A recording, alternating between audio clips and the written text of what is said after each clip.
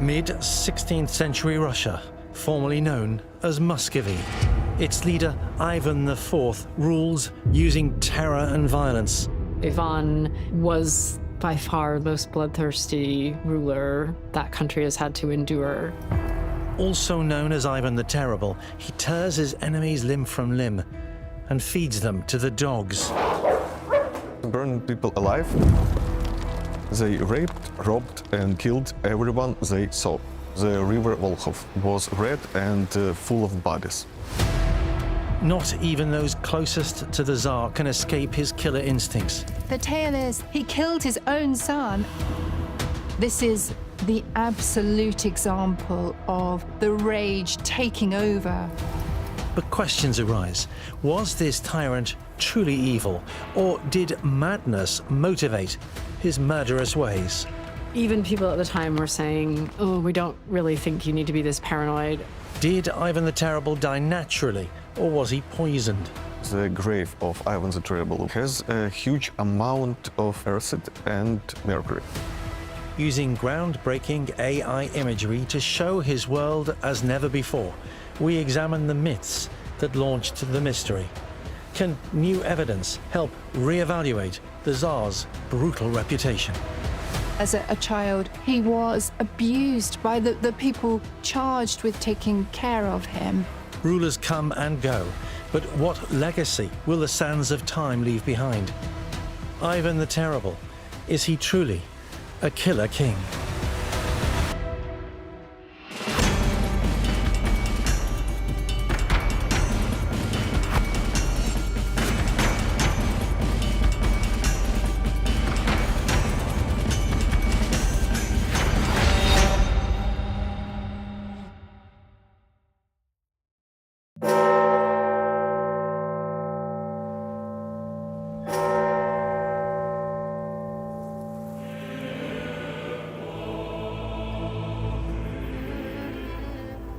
For 5 centuries, Ivan IV has cast a long shadow over the story of Russia.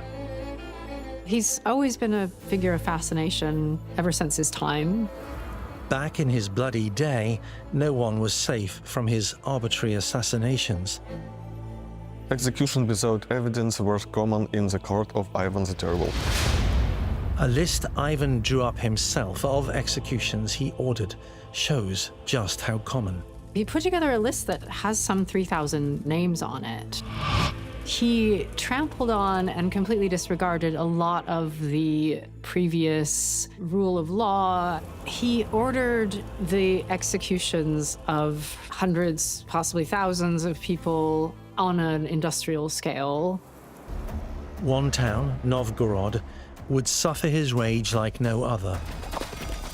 It spread to the whole of the town. Nobody was safe. After 6 weeks of siege, the Novgorod was really burned down. 10,000 would die. It takes hundreds of years after he had ordered the death of so many that he acquires the title Ivan the Terrible. But is the judgment of history truly fair, accurate and balanced? Perhaps in a literal sense, Ivan IV was not so terrible after all. Dr. Monica White is a Russian and Slavic studies academic at Nottingham University in England. The word that gets translated as terrible is a not very accurate translation of a Russian word, which is grozny. A better way to translate it into modern English would be something like the dread. And the thing about that is it was not considered negative at the time. So there are some writings which address Ivan, urging him to rule in a grozna way, in a sort of awe-inspiring way. And this was the idea that the ruler should be strong and not put up with any messing around. Ivan IV, a strong leader or a torturing, merciless killer king? The man himself can tell us with words written by his own fair hand. What we know is what Ivan recounted in letters that he wrote later to a political enemy called Kurbsky. In 1564, General Kurbsky had defected from Russia, criticizing Ivan's murderous regime. The Tsar responds with poisoned pen letters. Ivan was trying to justify a lot of his actions and talk about how put upon he was. What truth can be established about Ivan the Terrible? What actually shaped him? As the shifting sands of history are washed away, what is the true picture of a man whose creation of an army to serve him and his ambitions to expand ever westward might be seen as laying down a marker for future Russian leaders? It seems the seeds of Ivan's brutal reign are sown in an abusive childhood. Everything was unbefitting my tender years. They began to feed us as though we were foreigners or the most wretched menials. What sufferings did I endure through lack of clothing or hunger? As a young boy, Prince Ivan and his brother Georgy had been imprisoned in the palace tower. The modern definitions of child abuse, I'm sure, would apply to him. Emotional abuse, possibly physical abuse, I think is almost certain to have happened. Ivan's only possible response to this would have been to completely desensitize himself to any traces of human feeling, any traces of sentiment at all. And we see this emerging in the acts that he then reputedly carries out. There are tales of Ivan throwing cats, throwing dogs out of tower windows to see what happens. This is somebody who has been completely desensitized to any normal human emotion, even at a very young age. The abuse is not meted out by Ivan's parents, but by a shady noble elite entrusted to watch over him, the boyars. The boyars were the highest rank of the nobility. The boyars were all from very ancient families who could trace their roots back centuries. Ivan's father, Vasily III, had died in 1533. The boyars were brought in to advise the young prince as he inherited the throne. They had to set up a regency council. His mother was still alive, and she seems to have been fairly powerful within the regency council, but she was not the only factor. So the boyars were continually jockeying for control over this very young prince. Ivan was a bit of a prisoner of this power struggle. Dr. Anton Hawk is an expert on medieval Slavic history. Most of boyars called him a bastard. He was just an instrument for them. So he was important for boyars, but they used him as a pawn. 5 years later, as the boyars vie for control, young Ivan was dealt another blow.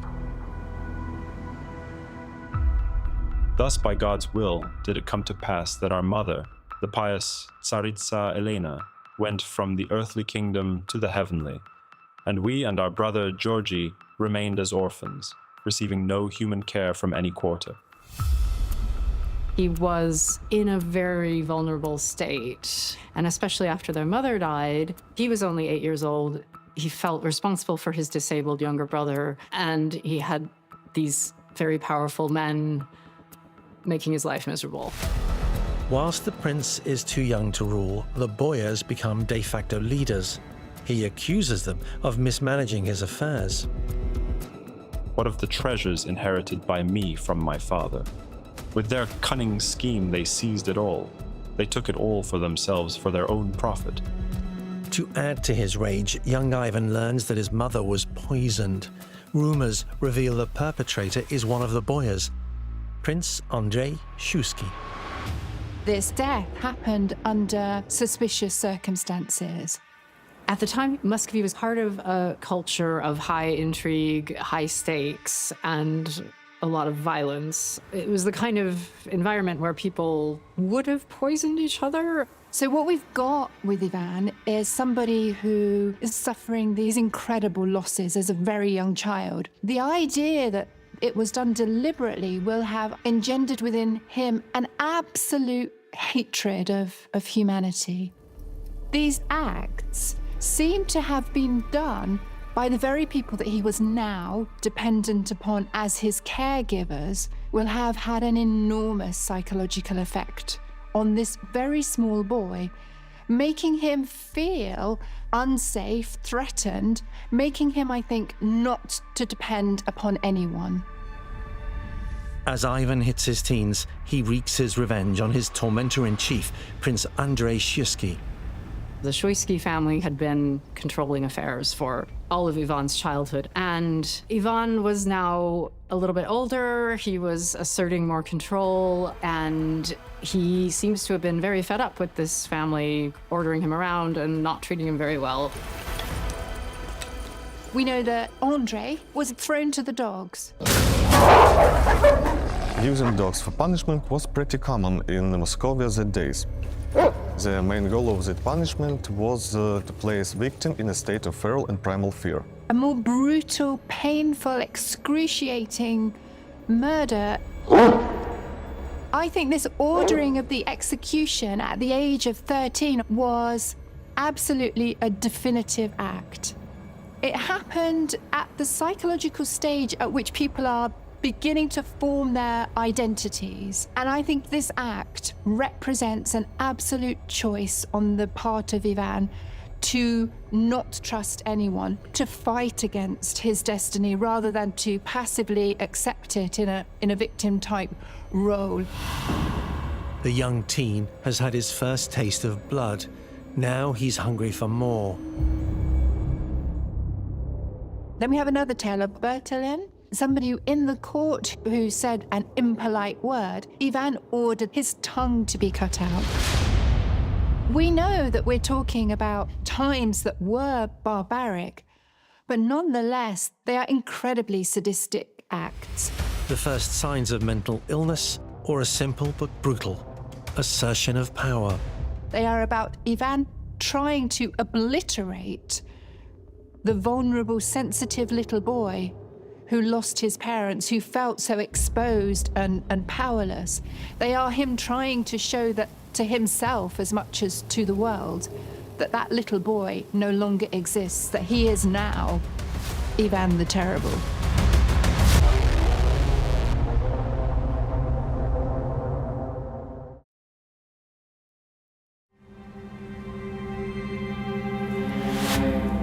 The treachery of the Boyar nobility has left mental scars on the teenage prince. We hear of episodes of Ivan banging his head against the wall, foaming at the mouth, being silent and still for hours. There is no doubt that his thinking was psychotic in the sense of being divorced from reality in some way.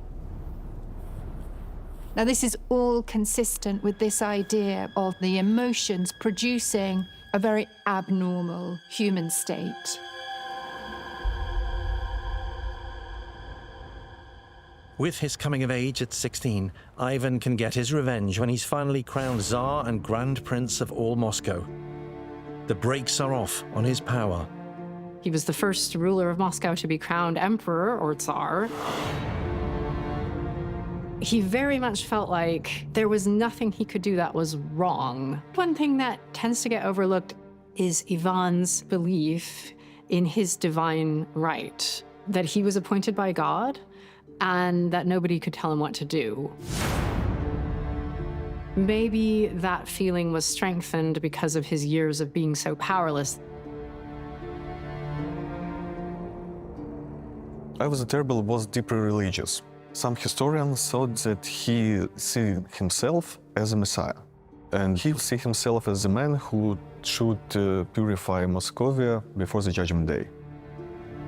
He took his role as God's anointed very seriously. In his own writings, he refers to his subjects as his slaves, and anything he might do to them is fine because he is appointed by God. It does go some way toward explaining how he acted. The young Tsar's first mission is to see off his old enemy. he was able to shake off the boyars and bring in inner circle. And these were new people whom Ivan brought in to start his reign. And he came in with a lot of ambition and a lot of energy, despite his traumatized childhood. He set about very energetically putting things in place. On the throne, Ivan could be very successful, very productive, constructive leader. New law code, reform in the Orthodox Church to raise the level of education and morality of the clergy. The reforms were intended to benefit large swathes of the country, and mostly people seem to have gone along with it and supported all of what he was trying to do. But just a year into Ivan's reign comes his first real test. A huge fire sweeps Moscow, killing 4,000 of his subjects. The finger points at the young Tsar's family using witchcraft, and there's a mass uprising on the streets of the capital. We don't know who exactly started the rumors, but most likely that was boyars. But then Ivan's family was found innocent, and Ivan the Terrible found traitors who ordered these rumors and punished them. He was showing signs of being vengeful and possibly paranoid, but in the early years, he was surrounded by a pretty positive and supportive group of people who might have made up a bit for that. The promise of marriage also seems to temper Ivan's vengeance. He selects his bride-to-be, Anastasia Romanova, from 1,500 hopefuls.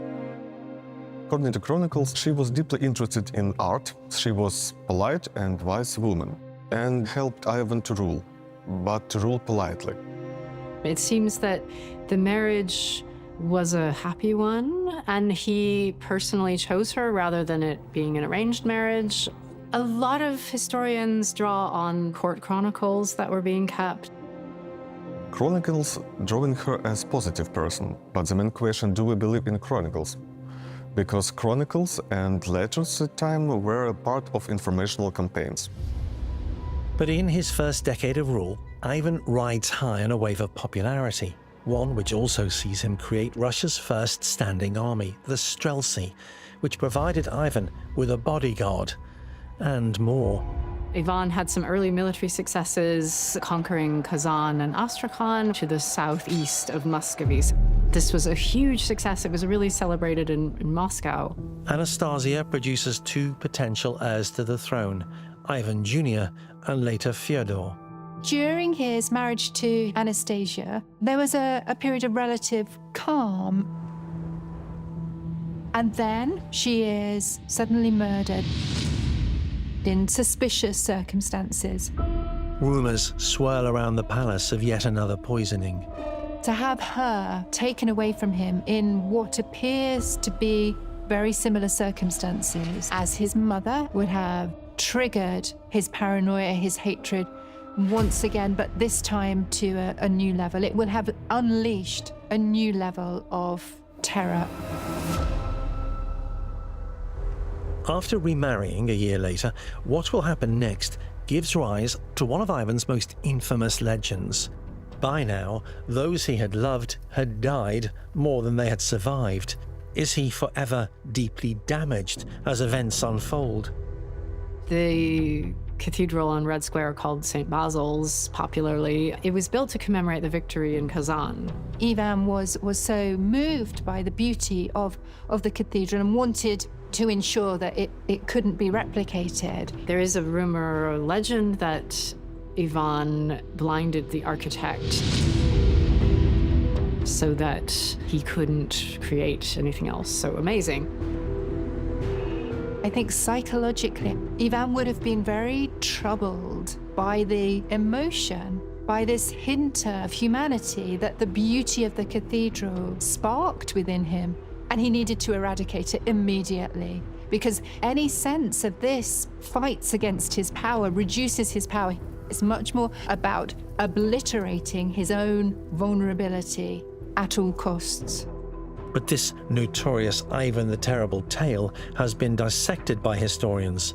To them, his actions are par for the medieval Russian course. Blinding was common in medieval ages for architects, but that was not punishment. The blinding were ordered to prevent leaks from plans of castles and palaces, their secret passages and hidden doors. These kinds of stories seem to have circulated at that time, but there's no specific evidence about it in that case. The tide now starts to turn against the once popular Tsar. In 1564, Ivan was feeling very paranoid, feeling like everyone was against him. Earlier, Ivan began to have ideas about looking to the west and getting especially a foothold into the Baltics, but that didn't go so well. Ivan, like many Russian leaders before and since, had begun looking westwards, greedily eyeing the lands of others. He'd set his sights on Livonia, now present-day Latvia and Estonia. Livonia was an old crusader state that Ivan thought he could just swoop in and more or less take it over and then have a great bit of Baltic coastline to use for ports that were ice-free year-round, which Muscovy didn't have. Livonia itself was not a strong state, but it had strong neighbors, including Sweden and Poland, and they were not keen on having Muscovy show up next door. So it turned into a real mess. After Ivan the Terrible started losing his northern campaign, he found that his political positions were weak. The Livonian War was going badly. It got bogged down very quickly, became a bit of a quagmire. Things just seemed to be going from bad to worse. He blamed the boyars, and he pulled a move that has caused a lot of controversy since then. It is December 1564 when the embattled Tsar makes a high-stakes gamble. He started a quite interesting political move. He fled to his family residence with his treasury and library. Ivan flees 80 miles north to Alexandrov, leaving no one in charge in the capital. In a typically calculated move, he has created a power vacuum at the heart of the country. Ivan the Terrible sent 2 letters for people and for boyars. In that letters, he said that he is disappointed in Moscow, he is tired. He declared that he was leaving the throne because the boyars were so treacherous he couldn't deal with them anymore, and he had had enough. But the wily Tsar has another trick up his sleeve. Ivan floods Moscow's streets with his loyal fan base and pays them to rally the crowds demanding his return. They spreading rumors between people that people couldn't live without hand of God, without the Tsar. The fact that he's sending out these people to try and engender sympathy, to try and generate some positive emotion towards him. Psychologically speaking, this is very interesting because these are all indications of a touch of vulnerability remaining. This was a very calculated move. He knew that the court would be so horrified and shocked that they would then beg him to come back, which he did, but on certain conditions. He wanted to implement new legal framework which allowed him to root out traitors, effectively establish his own secret police force. This elite force, the Oprichniki, would answer to Ivan and Ivan alone. They would grow to become his own personal death squad, used to strike fear into any enemy. Which makes the evil that he was then able to perpetrate all the more terrifying.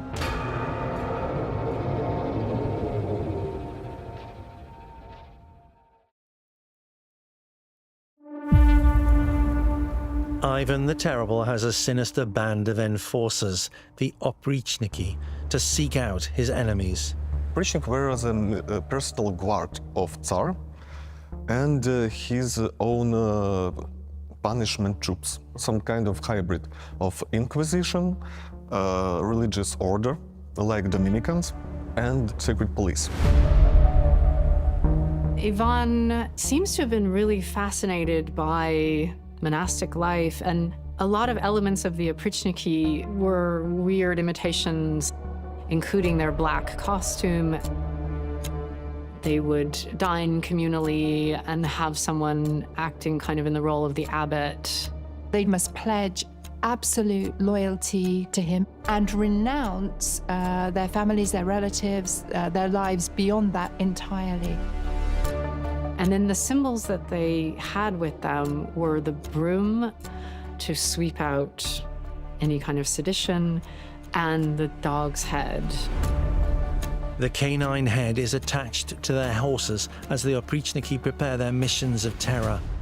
I've heard different explanations for the dog's head, and one is that it shows that they were the loyal guard dogs of the sovereign. Another is that it symbolized the bite of the oprichnina. Ivan took a lot of the most central and productive land and called it the oprichnina, so that became a state within a state, I guess you could say, which had its own institutions and its own secret police. Certainly a forerunner of the Tsars Okhrana and then Lenin's Cheka, their job was to root out the enemy within, traitors, real or imagined. Their job was to go and find traitors, and Ivan seems to be feeding names to them. Ivan gives his mobsters a license to kill and to assassinate anyone who stands in his way. Their main strategy was fear and terror. We have tales of people fleeing villages for their lives, and that terror would have spread like a wildfire. So his main psychological mechanism of maintaining his power was terror. Terror is the one emotion that Ivan knows only too well, because this is the one emotion that I think will have dominated his emotional landscape as a young boy. Thousands of innocent subjects are caught up in the slaughter, but it's Ivan's old enemy, the boyars, who bear the brunt of his brutal land grab. The boyars were given other lands that were further away and less desirable, and if a boyar land was in the oprichnina, the boyar had to move, and then his land would be taken over by an oprichnik. The fury, the hatred, the paranoia, these are phenomenally exhausting emotions for any human being, however desensitized they have become. They are absolutely draining. But Ivan's paranoia is not just imaginary. In 1567, he uncovers a boyar plot in collusion with the King of Poland, Sigismund II, to overthrow him. After Ivan saw the secret letters from Polish king to boyars, in which Polish king tried to take them to his side, he became even more cruel and started to purify his military and parliament. And he started another ways of executions. A lot of the executions were about humiliating the victim, dismembering, prolonged torture, and also denying them a Christian burial, which was in some ways worse for someone at the time. So he was definitely fascinated with torture and humiliation, more than the body count.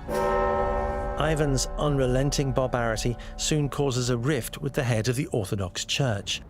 The Metropolitan of Moscow, Philip II, bravely squares up to the Tsar.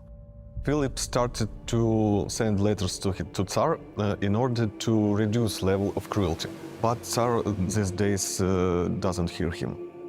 And these letters had no power. And so Philip kept speaking out, and the rest of the clergy did not back him up because they were terrified. One time Philip refused publicly to bless Tsar and said that he is disappointed, deeply disappointed in cruelty of Tsar and the Tsar acting against God. For Ivan, who believed he'd been deprived of anyone he'd ever loved, the idea that God was now disappointed in him was too much to bear. And Ivan finally decided he had had enough. It prompted him to exile the leader of his church, whom he'd known since he was a boy, and then, once he was safely out of sight, to have him assassinated. Philip's assumption that he could rely on his childhood friendship to protect him was the big mistake. He misunderstood. He failed to realize that Ivan was not somebody who has any comprehension of loyalty or honor at all. He trusts no one. He would have been the first to say that the church also has corruption, the church also needs correction. Who better to do it than me? Philip was brave enough to oppose Ivan the Terrible, and so he was punished. With the fear of more rebellion, within the year, Ivan plans another violent purge. But this requires bloodshed on a scale never before seen. Novgorod had been a very independent city in the far north. It was also the second largest city in the country, in Muscovy. Novgorod was an ancient Slavic city with old Slavic traditions of democracy. Novgorod was capital of opposition against Moscow. Ivan supposedly heard rumors that the Novgorod elite was plotting against him. And not just plotting against him, but planning to replace him with his cousin, Prince Vladimir Andreevich. The brutal dictator has a terrifying solution. He went up there with a whole army of the oprichniki, spent about 6 weeks just massacring anything that moved. About 10,000 of people died. There were days when 150 of victims were killed. Oprichniks burned people alive and drowning them to the river of Volkhov. Chronicles said that some days Volkhov was red and full of bodies. They raped, robbed, and killed everyone they saw. Even the city's churches are no longer safe. Ivan the Terrible ordered to kill Archbishop of Novgorod Leonid. Also that the same day, 60 women were accused in witchcraft and were killed. They robbed and killed many of priests and monks. There were dozens of murders in monasteries, and there were cathedrals destroyed. All of the church's property was confiscated, all of the movable wealth was taken back to Moscow. So any wealth, any independence, any separate culture was expropriated.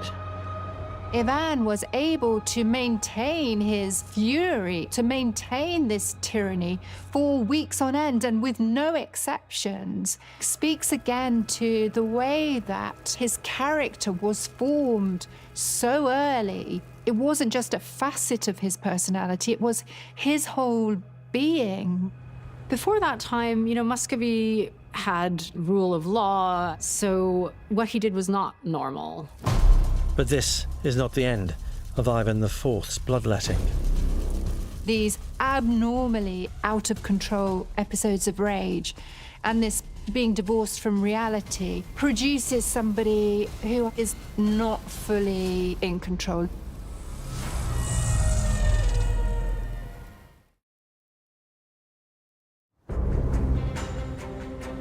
Now having ruled Russia for over 2 decades, an increasingly unstable Tsar is lashing out even to those closest to him.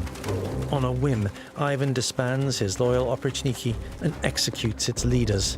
He then marries for a 3rd time, but his wife Marfa mysteriously dies of poisoning just days after their wedding. The only psychological response to that is to develop an ever-ready state of vigilance, a state of almost complete paranoia. You have to be suspicious, you have to be alert to the next thing that could come to hit you.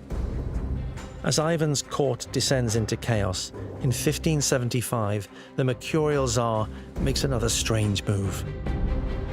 He puts a Tatar prince on his throne from one of Muscovy's largest Turkic minorities, Simeon Bek Bulatovich.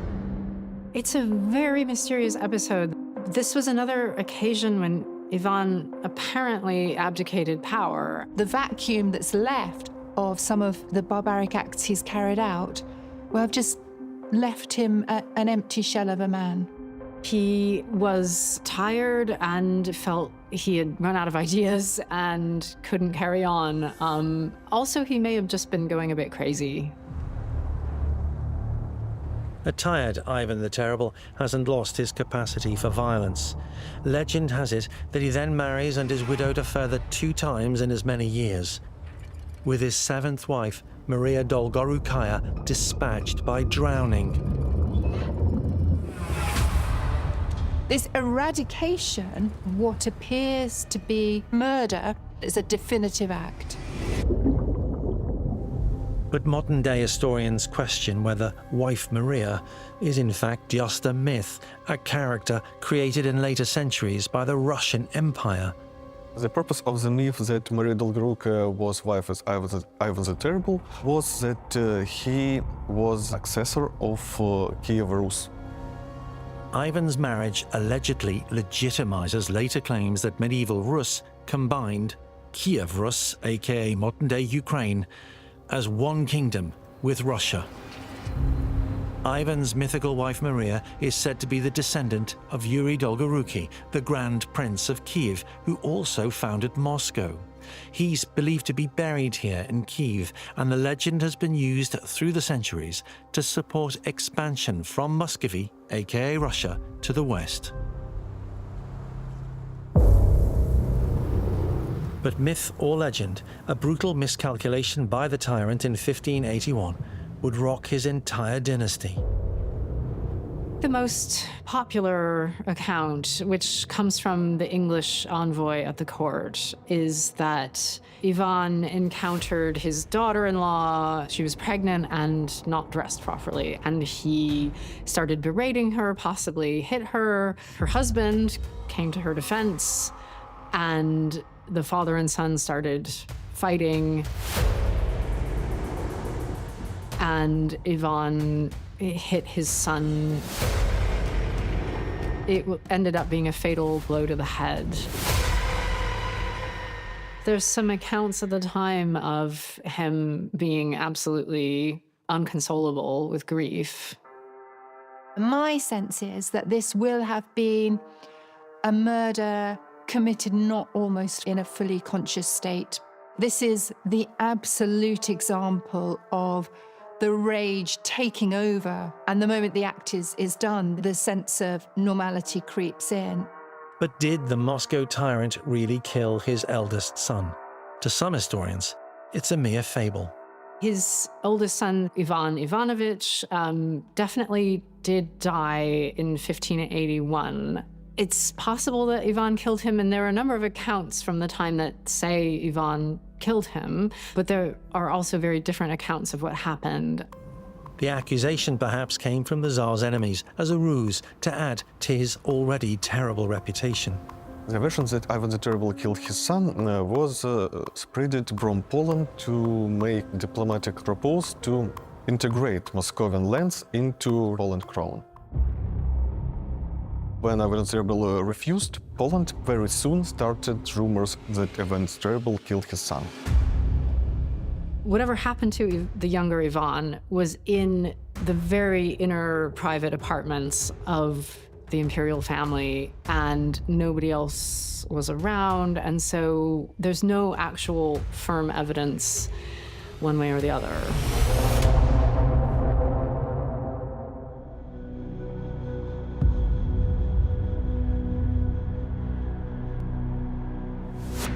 Racked with grief and guilt in his twilight years, the tyrant makes a final unexpected gesture.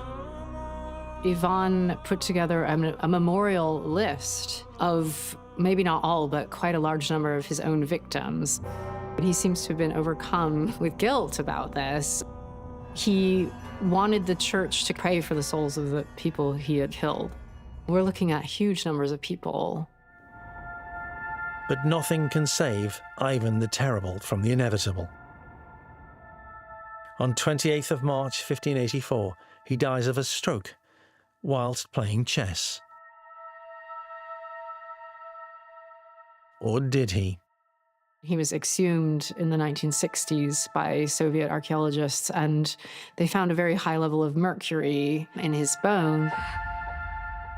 We can explain this huge amount of toxic substances and heavy metals in bones and hair by cosmetic. Most likely it was poison, perhaps by medicine. there could be a less cloak and dagger explanation. It might have been from medicine that he was taking because his spine had a deformity, which probably caused a lot of pain, and he may have been taking medicine with mercury in it. High levels of mercury may have caused him to act erratically, and people wouldn't have understood that at the time. The Tsar's mysterious demise continues to cause debate and intrigue. Even in 2024, Ivan went viral when scientists from Brazil recreated his face using measurements of his skull and the latest in forensic facial reconstruction software. There are no firm conclusions on how the dictator died, but there is no doubt about the mess that he created of his country. Muscovy was not in a great state at that time for various reasons. They had negotiated an end to the Livonian War, but not on favorable terms. They had had to make some territorial concessions. They just used up a lot of resources. They had to do a lot of extraordinary taxation to fund the war. So all of that had come off of people's incomes. And the country had completely exhausted itself. And then he left a succession crisis because he had killed his oldest and only capable son. There's something ironic about the fact that at his own hands, that his significance, his place in history is killed. Ivan's younger son, Fyodor, cannot step up to the plate. He wasn't capable of ruling, and it's not entirely clear why not. He may have had some kind of learning disability. So the real ruling ended up being done by Fyodor's brother-in-law, who was called Boris Godunov, who was doing the real ruling behind the throne. 14 years later, Prince Fyodor mysteriously dies, severing the final link between Ivan's Rurik dynasty and the Russian throne. One of the many, many terrible things about Ivan and his legacy is that through his actions, he brought an end to his own princely line. It was one of the most successful dynasties. It had been in power for 700 years or so in that part of the world. Despite the bulging case file of killings, it seems Ivan IV is soon forgiven. The country was absolutely bereft. It's hard to describe how attached the people of Muscovy was to this particular family. It wasn't just that they could go find a boyar family or something and bring them in. It had to be this particular family. The revolving door of leaders that follows plunges Russia into an era coined the Time of the Troubles, reportedly even more chaotic than the reign under Ivan the Terrible. There are thousands on his death list, but does Ivan deserve his nickname and reputation? I think among his contemporaries in Europe, Ivan was by far the worst and most bloodthirsty ruler that country has had to endure. So, plain bad, or was this killer king just mad? How will the sands of time treat his legacy? That paranoia, even people at the time were saying, oh, we don't really think you need to be this paranoid. Someone who was capable of committing horrific, barbaric acts. I'm often asked, are they mad, are they bad, or just misunderstood? For me, Ivan the Terrible fits most closely the mad. People have diagnosed him with paranoid schizophrenia, some modern label. I don't think that works very well. He would have seen his repressions of the people as him doing his job to raise the moral standards of the country. Of course, what was normal in medieval ages are crime nowadays. But crimes against humanity are common in any of the ages. So if Ivan the Terrible was in court nowadays, definitely guilty.